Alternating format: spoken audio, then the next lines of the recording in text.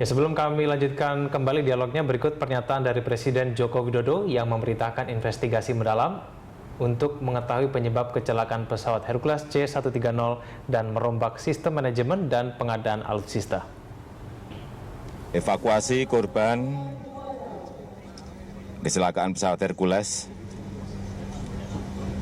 telah dilakukan dan saya juga telah memerintahkan investigasi yang mendalam soal penyebab kecelakaan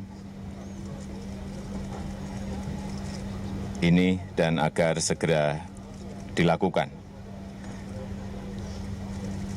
Saya juga perintahkan kepada Menteri Pertahanan dan Panglima TNI untuk melakukan perombakan yang mendasar tentang manajemen alutsista TNI. Dan selanjutnya juga sistem pengadaan alutsista harus diubah. Ini momentum. Kita tidak boleh lagi hanya membeli senjata, tetapi juga bergeser ke modernisasi sistem persenjataan. Industri pertahanan kita harus terlibat, mulai dari rancang bangun, produksi, operasional, latihan pemeliharaan, hingga pemusnahan alutsista yang sudah tua. Dan yang paling utama, pengadaan alutsista harus diarahkan kepada kemandirian industri pertahanan, sehingga kita bisa sepenuhnya mengendalikan. Ya, kita sudah dengarkan tadi ya pernyataan dari Presiden Joko Widodo yang meminta investigasi mendalam. Dan juga tentunya ada evaluasi tentang bagaimana manajemen pengadaan alutsista ini. Selama ini pengadaan alutsista dan rotasi atau regenerasinya ini seperti apa sih Mas Geri yang Anda lihat? Saya nggak gitu tahu persis proses, tapi kira-kira itu adalah kalau misalnya ada pesawat ada alutsista yang sudah harus diganti, itu mereka akan melakukan perencanaan. Mau digantinya dengan kelas yang sama atau penambahan atau apa, itu nanti dilakukan di perencanaan Asrena kalau di TNI, itu. Nah, itu nanti baru diajukan budgetnya. Nah, budgetnya itu kan ada budget operasional dan budget manajemen dan budget pengadaan. Nah, itu yang harus nanti diperdebatkan diajukan ke pemerintah lalu diperdebatkan di DPR. Kalau itu sudah disetujui, baru mulai proses pengadaannya. Mas Geri, mengingat ini bukan satu-satunya pesawat Hercules yang kita miliki, masih ada beberapa lainnya. Kalau menurut Anda ini mungkin tahunnya juga sama ya? Menurut Anda ini harus diganti apa enggak nih? Kalau mengingat tahun yang sama itu?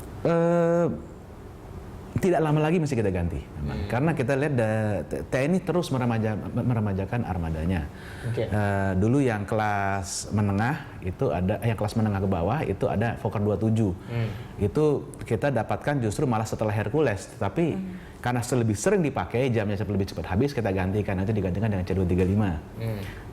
Lalu TNI melihat ternyata ada kebutuhan di antara kelasnya C235 dan Hercules, lalu mengadakan C295.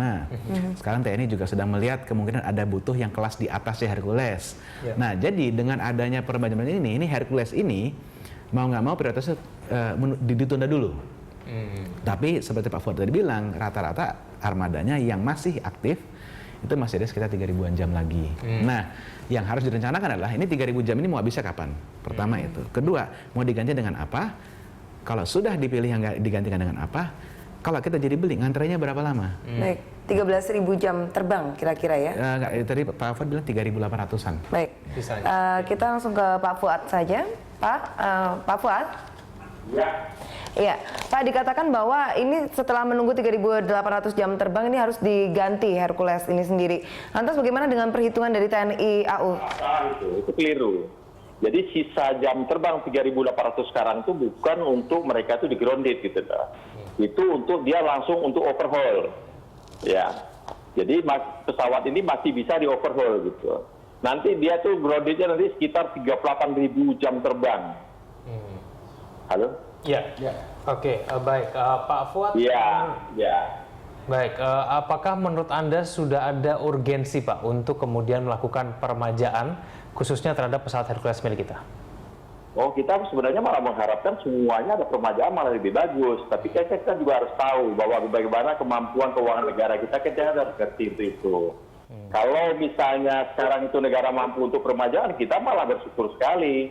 Tapi kita kan harus juga memanfaatkan. Selama kita belum mampu untuk mengadakan yang baru, peremajaannya, maka pesawat yang jam terbangnya masih bisa ini kita gunakan, akan kita gunakan gitu. Dengan kata lain, dari TNI sendiri merasa ada kendala untuk meregenerasi alutsista? Oh, tidak ada kendala kita. Kendalanya cuma keuangan negara kita itu kan. Kemampuan keuangan negara. Ya, karena kan yang diurusin negara kan bukan hanya TNI aja, banyak yang diurusin negara. Kemarin bukannya untuk pengadaan alutsista ini ataupun juga dari TNI ini diperbesar, Pak, anggarannya dari APBN? Jadi kita itu sekarang, kita sudah punya roadmap. Roadmap kita itu adalah minimum essential force.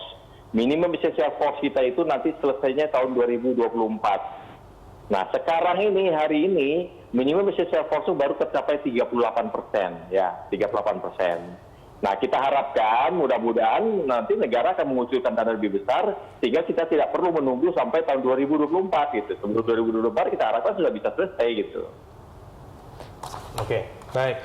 Mas Gary, saya kembali ke Anda. Mas Gary, lalu kemudian ini karena peremajaan belum tentu akan dilakukan dalam waktu dekat, karena kan prosesnya mungkin masih ada lama. Tapi yang bisa saya tanyakan ke Anda, ini kemudian ini pesawat Hercules sisanya yang mungkin masih digunakan oleh armada kita ini, bagaimana kemudian melakukan maintain, kemudian apa saja yang harus dihitung, bagaimana kemudian tadi 3.800 itu kan dengan current condition. Kan itu masih bisa di extend lagi dengan di mana parts yang habis, yang critical parts diganti. Coba kita harus ingat, dengan makin tua pesawatnya itu akan menjadi lebih mahal. Nah, nanti akan ada satu titik kalau kita lihat dari segi ekonomi di mana pesawat itu akan lebih murah kita beli baru. Gitu. Untuk sampai ke situ itu memang masih jauh. Gitu. Cuman kan kalau saya lihat dari perkembangan alutsista transportasinya TNI, yang belum diganti ini hanya tinggal Hercules. Karena yang Fokker 27 sudah kita ganti. Dan CN235 pun sudah ada berapa yang kita malah sudah recycle, kita perbaharui. Jadi sebenarnya tinggal Hercules aja yang belum. Cuman kan balik lagi, untuk mencapai minimum essential force ini, kebutuhan transportasi kita tuh apa saja untuk TNI. Nah, kemungkinan sekarang lagi untuk mengejar yang kelas di atasnya Hercules. Jadi yang Hercules ini memang mesti nunggu. Tapi kenapa? Tapi itu bukan masalah, masih bisa. Selama dana untuk pemeliharannya masih disediakan, dan itu tetap disediakan oleh pemerintah. Tapi apakah ada batas waktu ini? Perawatan mungkin bisa dilakukan, tapi ada tidak? Kita bisa menghitung tidak ini waktu paling maksimal berapa tahun lagi untuk pesawat Hercules kita, itu ada tidak sih? Selama parts yang kritikal itu masih bisa, dan itu assessment dari misalnya wing root-nya pesawat, jadi join antara badan dan sayapnya itu masih bagus, itu tidak masalah. Contoh gini, contoh Amerika, armada pembom armada yang paling banyak pembomnya itu adalah B-52. Yang terakhir dibuat itu tahun 1962. Dan pesawat ini menurut roadmap-nya Angkatan Udara Amerika baru akan dipensiunkan tahun 2040. Pas pensiun itu yang terbangin nanti pas penerbangan terakhir itu ada cucunya penerbangan yang pertama. Jadi sebenarnya tidak terlalu bermasalah selama kondisi-kondisi tadi terpenuhi. Gitu. Kalau sama ini Anda melihat dari alutsista kita, ini maintenance-nya memang sudah cukup memenuhi persyaratan atau bagaimana? Ya, kita punya kendala waktu dari tahun 99 sampai 2007-2008 ya dengan embargo.